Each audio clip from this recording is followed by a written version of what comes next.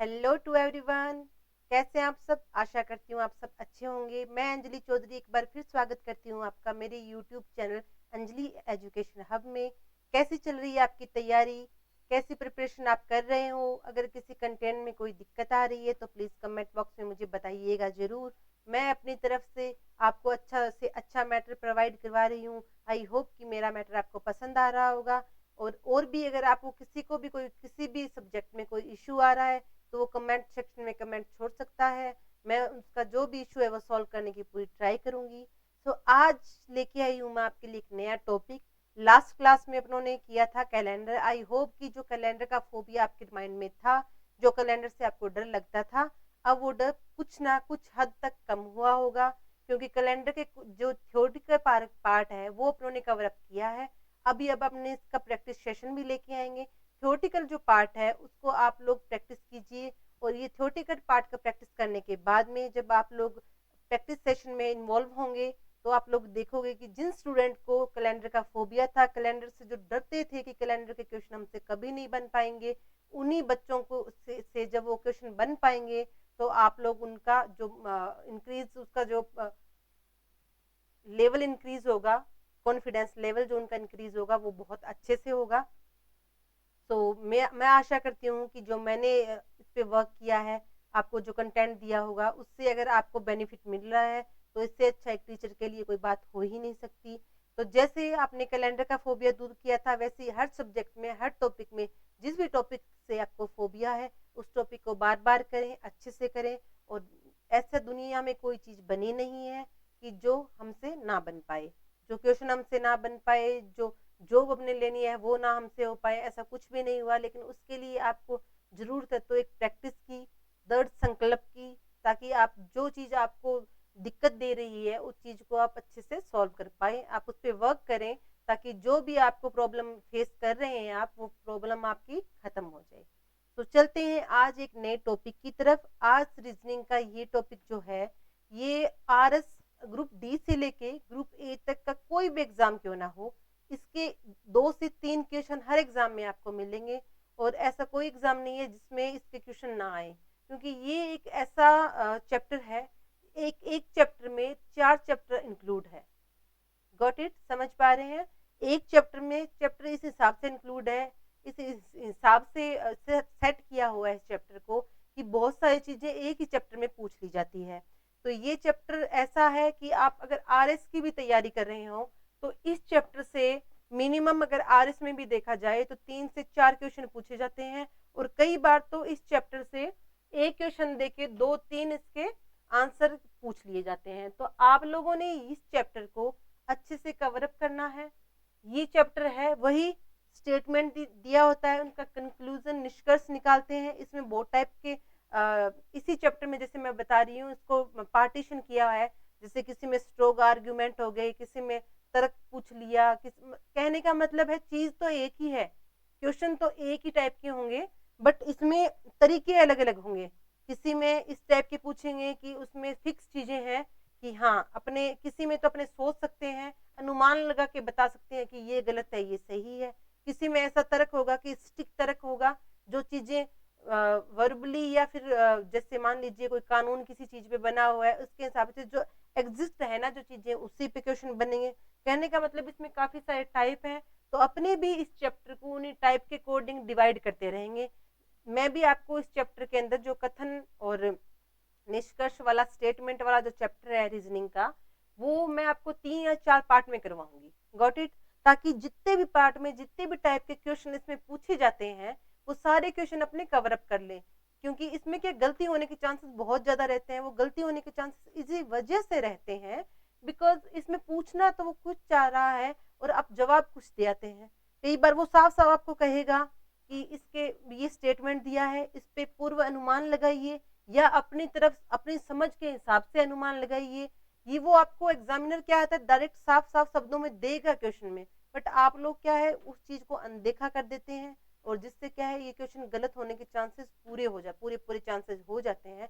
तो अपनों ने वो गलती नहीं करनी है, बिकॉज अपने इस क्वेश्चन इस चैप्टर को 4 पार्ट में डिवाइड करके ही मैं आपको पढ़ाऊंगी, ताकि जो भी गलती होने के चांसेस है, जहां जहां बच्चे स्टूडेंट गलती कर सकते हैं, आप लोग मेरे स्टूडेंट एटलीस्ट वहां गलती नहीं करेंगे।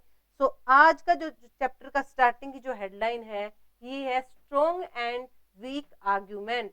कथन और तर्क की बात हो रही है यहाँ पे वही, लेकिन स्ट्रॉन्ग और वीक, देखो कोई आर्ग्यूमेंट का मतलब अपने कोई तर्क कर रहे हैं, कोई कथन दे दिया, किसी ने कुछ कहा और वहां पे अपने जैसे डिबेट वगैरह होती है उसमें ये चीजें चलती है जो स्टूडेंट स्कूल्स में होती है, अच्छे लेवल पे भी होती है, डिबेट कंपटीशन भी होते हैं, उनमें ये चीजें बहुत ज्यादा यूजेबल होती है और एग्जाम में तो हो ही रही है। इसका मतलब ये स्ट्रॉन्ग एंड वीक का मतलब समझ गए कि कोई भी शब्द या कोई भी स्टेटमेंट दिया है, कोई भी बात अपने नॉर्मल लाइफ में ले लीजिए कि कोई भी अपने बैठ के बात कर रहे हैं, उसके दो पहलू होंगे। एक तो स्ट्रॉन्ग साइड होगा कि यस ये स्ट्रॉन्ग साइड है, ये चीज सब मानेंगे। एक होता है वीक, उसमें आधे एग्री करेंगे, आधे कहेंगे ऐसा नहीं होगा। और वहां पे जो मान लीजिए 2 टीम बैठी है, 4 टीम बैठी है, तो सबका अलग अलग ओपिनियन होगा उस पर, तो वो तो हो गया वीक आर्ग्यूमेंट। और स्ट्रॉन्ग का मीन्स है जो सब जिस पे एग्री कर रहे हैं, तो इसी का है ये स्ट्रॉन्ग एंड वीक आर्ग्यूमेंट। तो इस पे अपने को नॉलेज भी होनी चाहिए और साथ साथ में अपनी जो समझने की और सोचने की शक्ति है वो इस चैप्टर में बहुत अच्छे से इम्प्रूव होती है हर स्टूडेंट की। तो ये चैप्टर आपको अच्छे से समझ के और इंटरेस्ट पैदा करके ही समझना है। Got it? तो चलते हैं चैप्टर की तरफ। हेडलाइन है, क्योंकि अपने इसको 4 पार्ट में करेंगे, आज की हेडलाइन है strong and weak argument. Okay, जैसा कि इसमें वही मैं जो हर बार बताती हूँ कि थ्योरी जो वर्बली में बोल रही हूँ और वही रिटन में, इस प्रकार के प्रश्न व्यवहारिक दृष्टिकोण, वही मैं बता रही हूँ जो डिबेट वगैरह करते हैं, व्यवहारिक दृष्टिकोण में तर्कों को परखने तथा उसके स्तर का निर्धारण करने की, आपकी क्षमता की परख करने के लिए पूछे जाते हैं। वही बात कि ये एक तरीके से के व्यवहारिक दृष्टिकोण या जो भी जन समुदाय का मुद्दा उठा लेंगे या अपने जो आसपास के एरिया क्षेत्र में कुछ ऐसी बातें हो रही है उसके बारे में 10 लोग बैठे होंगे या आप 10 स्टूडेंट बैठे होंगे, जैसे वही मैं डिबेट की बात कर रही हूँ, वो डिबेट का ही एक रिटन फॉर्म मान लीजिए इसको। यही चीज होती है जो ये अपना चैप्टर कर रहे हैं, डिबेट में भी यही चीजें होती है, वहां पे वो वर्बली बात करते हैं और यहाँ पे अपने को क्वेश्चन आंसर में इसकी बात कर रहे हैं। तो ये बता दिया। और मैंने आपको कहा था कि आपके सोचने की क्षमता है वो यहाँ पे एग्जामिनर देखता है कि आप कौन सी सिचुएशन को किस तरह से हैंडल करते हैं और आपने आपका सोचने का तरीका कोई सिचुएशन है उसके बारे में कैसा है। तो इसीलिए ये क्वेश्चन दिए जाते हैं ताकि बच्चों को परखा जाए, स्टूडेंट को देखा जाए कि कोई ऐसी कंडीशन आती है तो स्टूडेंट वहां पे क्या करता है। जैसे इंटरव्यू में इस टाइप की बहुत सारी चीजें पूछी जाती है। ये आगे क्या है, कथन व तर्क पक्ष या विपक्ष से संबंधित होते हैं। वही जो मैं बता रही हूँ डिबेट में होता है, पक्ष या विपक्ष दोनों तरफ से पूछे दोनों पक्ष या विपक्ष दोनों से संबंधित होते हैं। इसके साथ ही यह सत्य व काल्पनिकता से परिपूर्ण होते हैं, उसे तर्क कहते हैं। कहने का मतलब मैंने जो बताया था कि कुछ चीजें तो ये होगी, स्पष्ट होगी, सत्यता होगी, उसमें फिक्स होगी कि ये चीज ऐसी थी, और कुछ परिकल्पनाएं होती है और कुछ सत्यताएं, वास्तविकता। इसमें क्या होगा, सत्य और वास्तविक चीजें होगी, परिकल्पना नहीं कर सकते अपने की हाँ ये चीज ऐसी थी, इमेजिनेशन वगैरह नहीं होती है इसमें। ठीक है, तो ये क्या है, आपको अपनी क्षमता भी दिखानी है कि माइंड का प्रेजेंस कैसा है आपका। Got it? जो बातें मैंने वर्बली बोली है इसमें वही चीजें लिखी हुई है, लेकिन लिखने की अलग चीज होती है, लेकिन आप जो समझ के जो टीचर समझाता है चीजें, वो चीज स्टूडेंट जल्दी कैच कर पाता है। Got it? चलते हैं आगे।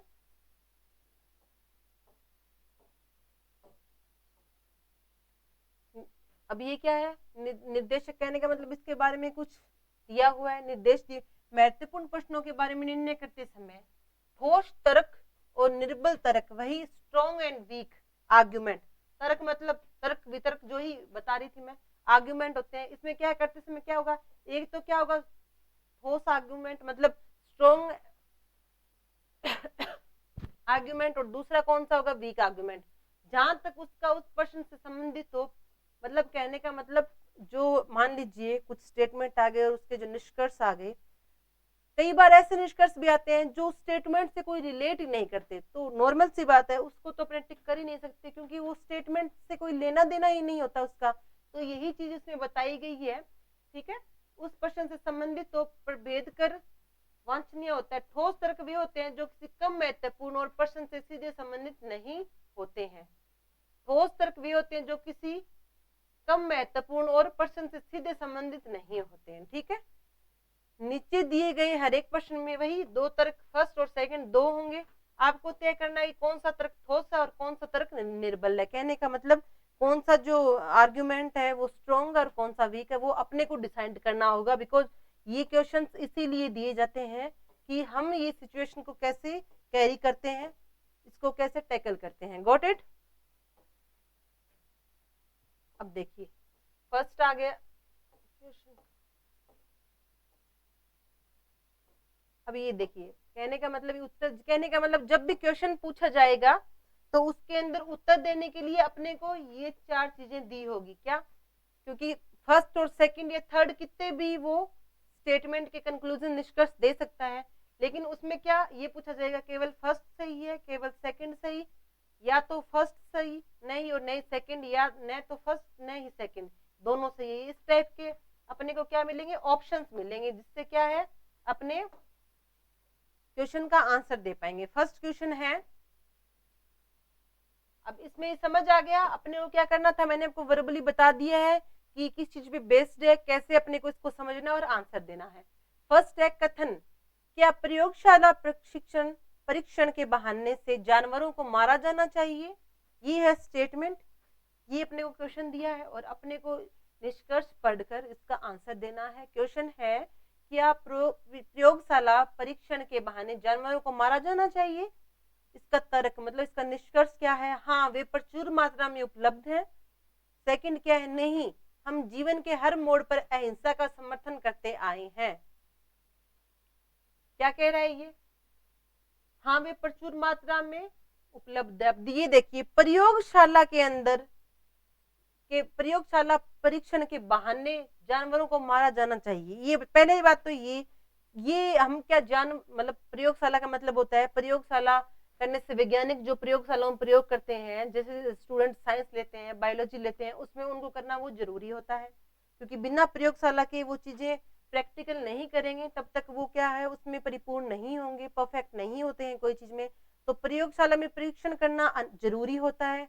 ये नहीं है कि हम परीक्षण के बहाने जानवरों को मारा जाना चाहिए, जानवरों को मारते हैं। तो हाँ, ये प्रचुर मात्रा में उपलब्ध है, ये बिल्कुल गलत हो गया, बहुत वीक आर्ग्यूमेंट है।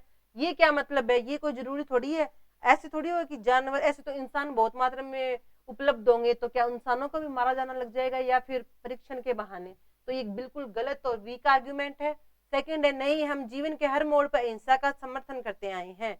इसका कोई लेना देना नहीं है कथन से, अहिंसा या हिंसा का, क्योंकि प्रयोगशाला में परीक्षण करना जरूरी है और यहाँ से हिंसा और अहिंसा का तो कोई मतलब नहीं है। जो चीजें जरूरी होगी वो की जाएगी। हिंसा और हिंसा अहिंसा की बात तो वहां आती जब हम कोई अत्याचार कर रहे होते या फिर पशुओं को ऐसे मार रहे होते। अगर प्रयोगशाला में प्रयोग नहीं करेंगे तो आगे की स्टडी नहीं कर पाएंगे। डॉक्टर्स अपना प्रैक्टिकल, जब डॉक्टर्स बनते हैं उनसे पहले वो बायोलॉजी लेते हैं 12th में, आगे कॉलेज वगैरह में, तो वो जब ये प्रैक्टिकल नहीं करेंगे तो वो चीजें समझ नहीं पाएंगे और वो एक अपना जो सब्जेक्ट है उसमें 100% नहीं दे पाएंगे। तो ना ही फर्स्ट और ना ही सेकंड, दोनों ही जो तर्क है वो वीक है, कोई भी स्ट्रॉन्ग नहीं है। तो इसका आंसर आ जाएगा, यदि या तो तर्क एक नहीं, न तो तर्क फर्स्ट और न ही तर्क second. Option D is correct. Got it? Option D is correct. अब आप समझ पाए हो कि ऑप्शन डी कैसे सही हुआ है, क्योंकि सेकंड वाला है वो तो कोई भी हिसाब से इसमें रिलेट नहीं कर रहा और फर्स्ट वाला इसका बहुत वीक तर्क है। Got it? अंडरस्टैंड? अब यहाँ पे समझ पा रहे हो आप लोग कि ये चीज, अब यहाँ पे कुछ बच्चे गलतियां भी कर देते, कुछ बच्चे यहाँ पे ऑप्शन सेकंड वाले को सही मानते, लेकिन यहाँ पे आपने जो माइंड का अपने माइंड को सेट करना है कि क्या चीज पूछना चाह रहे हैं, क्योंकि स्टार्टिंग में मैंने बता दी थी हेडलाइन क्या थी इसकी, तर्क देने हैं इस पे अपने को, एक तो वीक और एक स्ट्रॉन्ग। ये बिल्कुल वीक है और ये तर्क इससे लेना देना ही नहीं है, तो अपने को जो स्ट्रॉन्ग तर्क होगा, स्ट्रॉन्ग आर्ग्यूमेंट होगा, वही टिक करेंगे। तो आप लोगों को पता होना चाहिए कि एग्जामिनर पूछ क्या रहा है और इस हिसाब से अपने इसका आंसर देंगे। Got it? सेकंड क्या कह रहा है ये, क्या भारत में मतदाता की आयु बढ़ाकर 21 वर्ष कर दी जाए? ये है स्टेटमेंट और इसका तर्क क्या है, इसका निष्कर्ष दे रखा है, तर्क दे रखा है इसका। फर्स्ट क्या है, नहीं, किसी भी चलन को बदलना कठिन है। ये देखिए, किसी भी चलन को बदलना कठिन है, ये तर्क मुझे स्ट्रॉन्ग नहीं लगा। बिकॉज क्यों नहीं लगा? क्योंकि किसी चलन को बदलना कठिन है या कठिन नहीं है।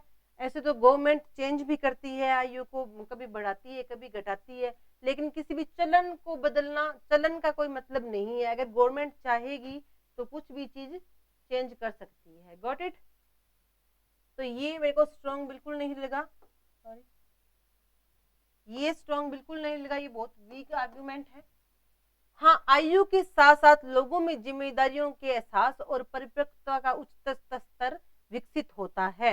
हाँ, ये सेकंड वाला क्या कह रहा है? अब ये देखिए, क्या भारतीय में था कि आयु बढ़ाकर 21 वर्ष कर देनी चाहिए। अब ये देखिए, जो सेकंड वाला जो तर्क है वो स्ट्रॉन्ग लग रहा है। बिकॉज देखिए, इसका आयु 21 वर्ष और 21 की बात, और मतदान की। अब मतदान करना, अब जो अडल्ट है, जब तक वो समझदार नहीं होंगे, परिपक्व नहीं होंगे, उनकी आयु सही नहीं होगी, तो वो समझ ही नहीं पाएंगे हमें किसे मतदान देना चाहिए, हमें कौन सी सरकार चुननी चाहिए, कौन सा प्रतिनिधि हमारे लिए ठीक है। तो ये चीज सेकंड वाला जो तर्क है ये बिल्कुल सही है कि क्या है, आयु के साथ साथ लोगों में जिम्मेदारियों का एहसास और परिपक्वता का उच्चतर स्तर विकसित होता है। जैसे उनका आयु बढ़ेगी तो उनको अपनी जिम्मेदारियां होगी, क्योंकि कुछ बच्चे ऐसे हैं जो वोट देके ही नहीं आते, जैसे कम उम्र होगी उनकी। जैसे 21 साल का अगर कोई स्टूडेंट या कोई एडल्ट है तो वो 21 साल की उम्र में परिपक्व हो जाता है, जिम्मेदार और समझदार हो जाता है कि उसे क्या करना चाहिए। तो फर्स्ट वाला मुझे वीक पॉइंट लगा, मुझे क्या है ही वीक। तो आप लोगों को समझना चाहिए कि कौन सा स्ट्रॉन्ग है और कौन सा वीक। तो सेकंड वाला क्या है? स्ट्रॉन्ग है। तो अपना आंसर कौन सा होना चाहिए? Second, option B is correct, यदि केवल तर्क सेकंड ठोस है तो। Got it? अब आप समझ पा रहे हो कि क्वेश्चन कैसे अपने सही करेंगे, तो आप लोगों को ये चीजें पता होनी चाहिए। Got it? चलते हैं आगे। अब ऐसे अगर आप समझ के, और ये जो अपना कथन और निष्कर्ष वाला टॉपिक है, जो इसके पार्ट हैं अलग अलग, वो चारों पार्ट अगर अलग अलग करेंगे अपने, तो आप लोग क्या है, कभी भी इस टाइप का जो क्वेश्चन आएंगे वो गलत नहीं होंगे आपके। बिकॉज आप लोग समझ जाएंगे कि क्या पूछना चाह रहा है और अपने को उस पर कैसे रिएक्ट करना है। क्या स्कूल शिक्षकों के निजी ट्यूशन करने पर रोक लगाई जानी चाहिए? जो स्कूल टीचर होते हैं, क्या स्कूल शिक्षकों के निजी ट्यूशन, मतलब बहुत सारे टीचर होते हैं जो ट्यूशन देते हैं घर पे, हमने भी ली है, आप लोगों ने भी ली है और ली होगी पहले। तो अब ये कह रहा है क्या स्कूल शिक्षकों के निजी ट्यूशन पर रोक लगाई जाए, ये तो कथन है। तर्क क्या कह रहा है, किस लिए ये चीज करनी चाहिए? हाँ, केवल तभी स्कूलों में शिक्षा की गुणवत्ता में सुधार आएगा। सेकंड क्या कह रहा है? हाँ, अब शिक्षकों का वेतन युक्ति संगत है। अब देखिए, जैसे ही आपने पढ़ा, फर्स्ट तर्क क्या कह रहा है? हाँ, केवल तभी स्कूलों में शिक्षा की गुणवत्ता में सुधार आएगा। ये देखिए, अब अगर कोई टीचर घर पे ट्यूशन दे रहा है, अगर वो बंद कर देगा तो उसका स्कूली शिक्षकों शिक्षा की गुणवत्ता में सुधार आने से क्या रिलेशन होगा, ये बताइए। ये थोड़ी है कि वो स्कूल में शिक्षा नहीं दे रहा है, वो तो स्टूडेंट होते हैं जिनको, उनको या तो वो पढ़ नहीं रहे, या उनका दिमाग नहीं चल रहा अच्छा सा, या वो सोचते हैं कि अगर हम प्राइवेट अलग से ट्यूटर ढूंढेंगे तो हमें, अगर एक बच्चे को एक टीचर पढ़ाएगा तो अच्छे से समझ में आएगा। वो तो उनकी बर्डन है, उनकी टेंशन है। टीचर थोड़ी ऐसे कहता है कि मैं स्कूल में नहीं पढ़ाऊंगा और ट्यूशन पढ़ाऊंगा तभी अच्छा पढ़ाऊंगा। तो ये मेरे को जो आर्ग्यूमेंट है, ये तर्क है, ये बिल्कुल वीक लगा है, स्ट्रॉन्ग नहीं है। सेकंड, हाँ, अब शिक्षकों का वेतन युक्ति संगत है। यस, ये जो सेकंड वाला तर्क है, देखो पहले टीचर पढ़ाते थे, किस लिए पढ़ाते हैं? स्कूल में पढ़ाते हैं, वो थकते भी हैं, घर आके रेस्ट भी करना चाहते हैं, लेकिन फिर भी वो प्राइवेट ट्यूशन लेते थे। बिकॉज क्यों? क्योंकि शायद उनकी सैलरी कम होती थी, जितने उनको सैलरी मिलनी चाहिए थी, जिनसे उनका घर का पालन पोषण होता उतना नहीं मिलता था। तो वो सोचते थे कि एक्स्ट्रा ट्यूशन में कुछ पैसे मिलेंगे, जिनसे क्या है, वो अपनी रोजमर्रा की जिंदगी अच्छे से चला पाएंगे। तो ये मान सकते हैं कि जो अब के टाइम में जो टीचर का जो वेतन है वो अच्छा खासा है, युक्ति संगत है, जिससे वो अपनी सारी जरूरतें पूरी कर सकते हैं। तो अगर उनमें क्या है, रोक भी लगाए तो टीचर्स को कोई प्रॉब्लम नहीं होगी। तो जो सेकंड वाला तर्क है, आर्ग्यूमेंट है, ये स्ट्रॉन्ग है बिल्कुल, कि अब इनकी क्या है, सैलरी है वो अच्छी खासी है, जिससे वो अपना गुजारा कर सकते हैं। तो इसमें क्या, सेकंड कौन सा? Option B is correct. Got it? Option B is correct answer होगा, क्योंकि सेकंड वाला तो स्ट्रॉन्ग है, कोई मतलब भी बनता है, लेकिन फर्स्ट वाले का कोई भी मतलब नहीं बनता है। तो अपना आंसर आ जाएगा बी, क्योंकि फर्स्ट वाला तर्क क्या है, वो स्ट्रॉन्ग नहीं है, वीक है। चलते हैं आगे। आई होप कि आप लोगों को ये तो समझ आ रहा होगा कि क्वेश्चंस के जो आंसर्स हैं वो कैसे दिए जाते हैं, और क्योंकि इसमें साफ साफ क्वेश्चंस में दे रखा होता है कि आप इसका स्ट्रॉन्ग या फिर वीक तर्क बताइए, क्योंकि वो देगा। आप कभी भी पुराने पेपर उठा के देख लीजिएगा। अभी तो ये अपना प्रैक्टिस सेशन, मतलब कहने का थ्योरेटिकल और प्रैक्टिकल सेशन है, ये अपना थ्योरी सेशन चल रहा है, उसमें क्वेश्चंस है। लेकिन जब एग्जामिनेशन हॉल में ये क्वेश्चन आपके आते हैं तो वो अच्छे से मेंशन करके एग्जामिनर देगा कि आपको क्या सोच के इसका आंसर देना है। या तो वो देगा स्ट्रॉन्ग और वीक आर्गुमेंट का करो, या वो कहेगा अपने आप पूर्व अनुमान लगाओ, या वो कहेगा कि अपने समझ के हिसाब से आंसर दे, आप इस स्थिति में होते तो क्या करते, वो सब कुछ इसमें लिखा हुआ होगा। तो आपने वही चीजें ध्यान रखनी है कि जो लिखा हुआ, जो दे रखा है, उसके हिसाब से अपने को आंसर देने हैं। कहीं आप लोग सोच लें, जैसे कुछ बच्चे पीछे वाले क्वेश्चन में सोचेंगे कि हाँ कि टीचर प्राइवेट पढ़ाते हैं, स्कूल में नहीं पढ़ाते, तो ये अपने को नहीं सोचना है। अपने को वो चीज सोचना है जो तर्क इस पे फिट बैठे, इसके लिए स्ट्रॉन्ग हो। चलते हैं आगे। क्या भारत की वर्तमान शिक्षा प्रणाली में अंतिम परीक्षाओं को बिल्कुल समाप्त कर दिया जाना चाहिए? ठीक है, क्या कह रहे, अंतिम परीक्षाओं का मतलब क्या होता है, पूरे साल अपने पढ़ते हैं, शिक्षा प्रणाली होती है, पूरे साल पढ़ते हैं, और लास्ट में क्या होता है, अपने जो लास्ट फाइनल एग्जाम होते हैं उसमें अपना मार्क्स इंक्लूड होता है, डिवीजन इंक्लूड होती है, सब कुछ उससे अपने को पता चलता है कि अपनों ने पूरे साल में क्या प्रोग्रेस की या क्या नहीं की। ये उसकी बात कर रहा है कि क्या भारत की वर्तमान शिक्षा प्रणाली में अंतिम परीक्षाओं को बिल्कुल समाप्त कर दिया जाना चाहिए, ये है कथन। और इसका तर्क क्या कह रहा है, फर्स्ट, नहीं, यह सभी विद्यार्थियों का एक सर्वमान्य मापदंड से मूल्यांकन करने का तरीका है। सेकंड क्या कह रहा है, हाँ यह अपनी उपयोगिता पूरी कर चुका है। अब देखिए, आप स्कूल जाते हो पूरे साल, आपके साथ और भी आपके क्लासमेट्स होते हैं बहुत सारे, उनमें बहुत सारे बच्चे ऐसे होते हैं जो रेगुलर आते हैं, स्टडी करने वाले होते हैं, हार्ड वर्किंग होते हैं, और उन्हीं में से बहुत सारे स्टूडेंट ऐसे होते हैं जो स्कूल नहीं आते, होमवर्क नहीं करते, हार्ड वर्क नहीं करते हैं।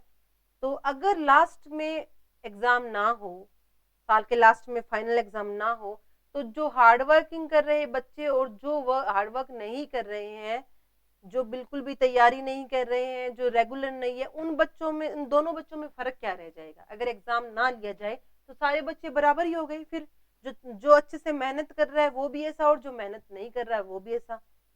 समझ पा रहे हो? तो ये फर्स्ट तर्क क्या है, बिल्कुल स्ट्रॉन्ग है कि नहीं, यह सभी विद्यार्थियों का एक सर्वमान्य मापदंड से मूल्यांकन करने का तरीका है। अब क्या लास्ट में एग्जाम होगा, जिसने अच्छे से तैयारी की है वो बहुत अच्छे मार्क्स लाएगा, और जो रेगुलर नहीं रहा है, जिसने मेहनत नहीं की है, वो फेल हो जाएगा। तो ये चीज करनी बहुत जरूरी है। अगर ये लास्ट का ना हो तो फिर बच्चों के स्टडी का कोई मायने ही नहीं रहेगा। तो ये फर्स्ट जो तर्क है वो स्ट्रॉन्ग है। सेकंड देखते हैं, ये अपनी उपयोगिता पूरी कर चुका है, नहीं, ये इससे कोई, इसका इससे कोई रिलेटेड नहीं है। उपयोगिता पूरी कैसे कर चुका है, जब तक आप फाइनल रिजल्ट नहीं मिलेगा उसका, पूरा साल वो कैसे आया, तो अपने को कैसे पता चलेगा कि वो उपयोगिता पूरी कर चुका है या नहीं कर चुका है। तो अपना जो तर्क फर्स्ट है, फर्स्ट आर्गुमेंट है, वो स्ट्रॉन्ग है, तो अपना आंसर फर्स्ट होगा। यदि केवल तर्क एक ठोस है, मतलब अपना आंसर क्या हो गया, फर्स्ट हो गया। Got it? समझ गए कि सेकंड, जो तर्क सेकंड है वो क्यों नहीं है, और तर्क फर्स्ट कैसे है। Got it? तो आंसर फर्स्ट अपना मिल चुका है अपने को।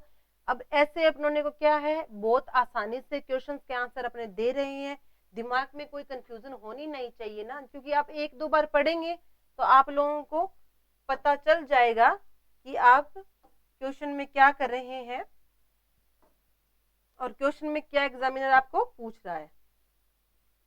Got it? तो अपनों ने ये चीजें समझनी है, उसके बाद में ही क्वेश्चन करने हैं, ताकि क्वेश्चन गलती होने के चांसेस रहेंगे ही नहीं।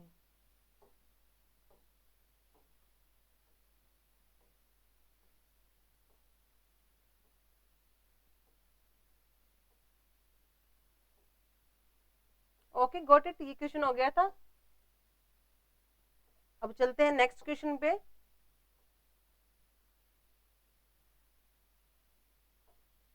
नेक्स्ट क्वेश्चन क्या कह रहा है? नेक्स्ट क्वेश्चन कह रहा है, क्या शहर की सभी फैक्ट्रियां शहर से बाहर मुख्य शहर से बहुत दूर स्थानांतरित की जानी चाहिए? ये है कथन, ये बात कही गई है। अब इस पे तर्क वितर्क करना होता है, तो 2 तर्क दिए हैं, अब देखते हैं इसमें से कौन सा स्ट्रॉन्ग होगा, कौन सा वीक होगा और उसके अकॉर्डिंग अपना आंसर आएगा। फर्स्ट क्या कह रहा है, हाँ शहर में प्रदूषण नियंत्रित करने के लिए एक आवश्यक कदम है। बिल्कुल सही। मान लीजिए अपने जहाँ रह रहे हैं, जिस सिटी में रह रहे हैं, जिस शहर में, जिस गांव में, अपने घर के बिल्कुल पास आसपास के एरिया में बहुत बड़ी बड़ी फैक्ट्रीज लगी हुई है और वो फैक्ट्री होगी वो क्या करेगी, बहुत ज्यादा प्रदूषण तो करेगी और उससे क्या है, डेली जो अपनी लाइफ है बहुत ज्यादा इफेक्टेड होगी। ये तो नॉर्मल सी बात है, खाने पीने में हर चीज में प्रदूषण जब फैलेगा तो दिक्कतें होने लगेगी।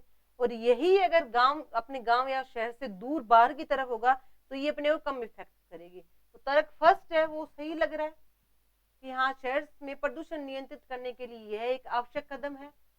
इस शहर में अंदर अगर फैक्ट्रीज होगी तो वो प्रदूषण करेगी और अगर उसको नियंत्रण करना है तो शहर के मुख्य बहुत दूर, शहर से बाहर, मुख्य शहर से बहुत दूर स्थानांतरित किया जाना चाहिए। जो फर्स्ट तर्क है वो बिल्कुल इसको एग्री कर रहा है, वो स्ट्रॉन्ग तर्क लग रहा है, अपने को स्ट्रॉन्ग आर्गुमेंट लग रही है। अब देखते हैं सेकंड क्या कहता है, नहीं ऐसा कार्रवाई से फैक्ट्रियों में कर्मचारियों और उनके परिवारों को बहुत सी असुविधा होगी। अब ये देखिए, ये तर्क बिल्कुल स्ट्रॉन्ग नहीं है। बिकॉज क्यों नहीं है, अगर अपने को कहीं काम करना है, अब कोई मान लीजिए कोई पढ़ने जाता है तो वो बहुत दूर जाना पड़ता है क्योंकि वो अपनी जरूरत है, अपने एक जने के लिए, कुछ जनों के लिए, कुछ इंसानों के लिए पूरे शहर को या पूरे शहर वासियों को प्रदूषित करना, वहां के वातावरण को प्रदूषित करना बिल्कुल सही नहीं है।